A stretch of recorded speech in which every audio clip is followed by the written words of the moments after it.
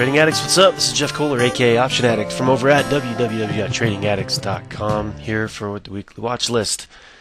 Watching this Russell going into this week, guys, as we normally are, looking for kind of a lead into the future direction of equity prices. As it led to that breakdown and reversal in the S&Ps last week, I got to be thinking kind of the same thing. Futures are up a pretty good clip here overnight. It doesn't necessarily mean they're going to carry over into next week. And we're not exactly in overbought territory at the moment.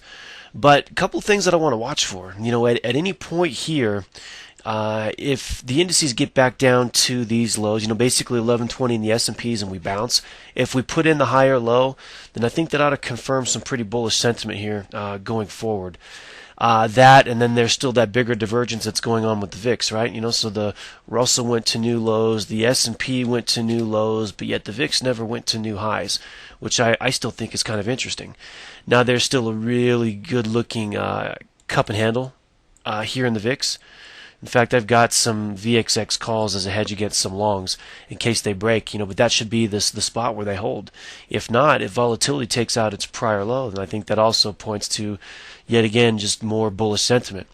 Also, one other thing that we've been looking at is copper. Copper's been looking terrible up until last week. Copper actually made a pretty good move looking at last week, and what might set up is a bigger reversal pattern. So, our leading indicators we want to be watching. Again, this isn't going to be one big V-style reversal here. If anything, it's probably going to take a couple of weeks for these divergences to take hold. I know I've been talking a lot on TA Live every day on our midday recordings about looking for divergences. I've been blogging a little bit about looking for divergences. But these are things that are going to set up over multiple days, maybe under weeks. So I've got a couple of hedges. I'm trying to play both sides of the market right now until we start to see things really take off and diverge from one another. But copper's looking a lot better. If futures are up and we hold some gains tomorrow, we put in a higher low, I think I got to be bullish here for the short term. But I'm not making any big calls, nor am I running out and deploying a ton of investment capital here. Trying to play both sides of the market and really just kind of keep myself from getting too bruised in the midst of all this chop and volatility. Let me tell you one thing, though. If the market does catch hold here, there are a couple of segments of the market I think you got to look at really, really closely right now. On occasions, we'll talk about bullish percent values, right? Right now, I think you got to look at energy in the materials sector because they've come off some significant low readings. Just last week, the bullish percent for the energy sector reached a reading of 2. That doesn't happen, okay? They don't get this low. This happened in late 2008. You can see the bullish divergence that happened in 2009. It's rare that we get down into single digits. But when that happens, that's an absolute opportunity, in my opinion, to look at if you're bullish at all longer term. I think the first place you got to look at is energy. So we're going to focus on a couple of ideas in the energy patch here today. Also, the material sector. If you look right now, it's a 13. That's coming off a reading of about, I think it was 5 or 6 last week, coming off those lows, but still very, very oversold. We've had oversold readings like this before, but generally we don't get down in this territory before we see a massive, massive rally. So I think if you're looking to get long at all in the upcoming week or two, you've got to look here first. Compare that against financials. Financials are pretty low, but they're not nearly as oversold in terms of bullish percent as energy and materials are. You can see they're down in oversold territory, but they didn't get quite as low. Energy sector to 2 is just unbelievable. You don't see that very often. So I'm looking at those things very carefully heading into this week. So look at a couple things like this. Like, say, I'm looking at Patriot Coal as an example, and I think you're going to start to see this set up a lot. In fact, I'm probably going to bid for some Patriot Coal calls right at the open based on this particular setup. And that is, you've got this little kind of an inverse head and shoulder pattern that hasn't confirmed yet, but it's starting to look pretty good. With as hard as this thing sold off down here, Patriot Coal under 10, nice little volume pocket that takes you up to about 12. If it were to break up through that neckline from 10 to 12 in a flash, I think if this thing comes out strong at all tomorrow, that's a pound the table buy. Regardless, easy to manage. If it gets down I don't know. You could probably risk about maybe 50% of those calls. I think that ought to do it.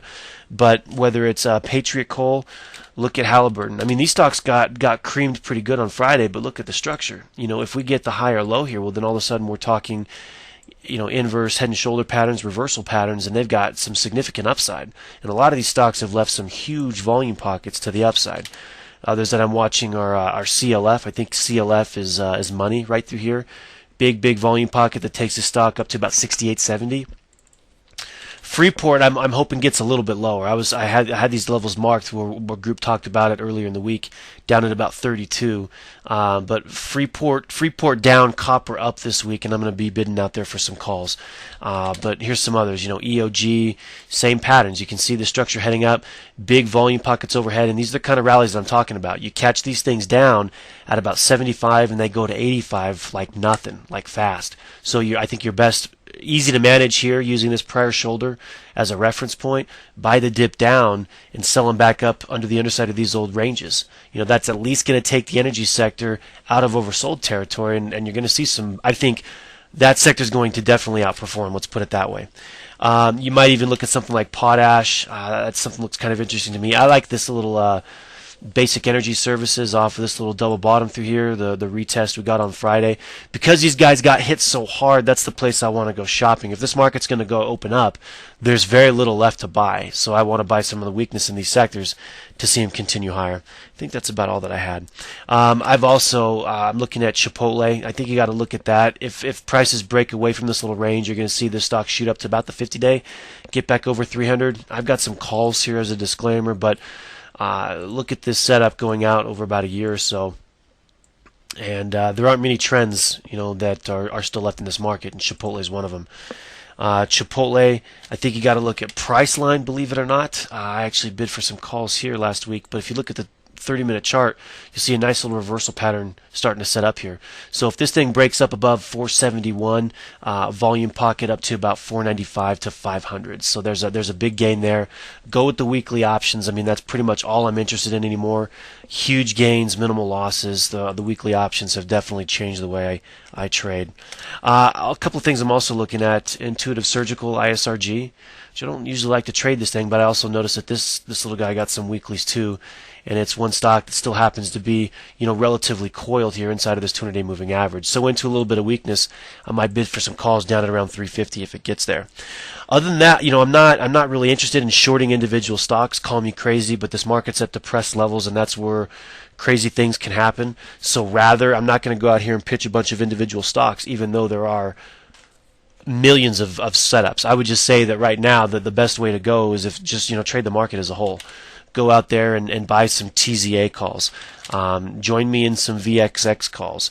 I've also got some Quid. I've got a little bit of an ERY that I plan to hold against some longs in energy as a hedge. Look at some DRV. Look at any of these, basically. IWM, SPY. I think that's much easier than trying to pick individual stocks here. You never know what could happen. So strategy coming up in the upcoming week. I've got some starter positions on, like I said, in VXX, QID, looking to add some TZA into weakness. So I think that makes sense. This market's going to come down at some point. But if we see the higher low, and you're looking to go out and look for some bullish bets, I think you definitely got to look at energy and materials. And just based on the oversold status, those numbers hardly ever get that stretched. It's an incredible place to try if you're going to. Easy to manage, not a lot of risk. So that's going to be a place I'm going to be looking for first on Monday. So anyways, guys, this has been the Option Addict. That's been my watch list. Thanks for watching. Have an awesome week.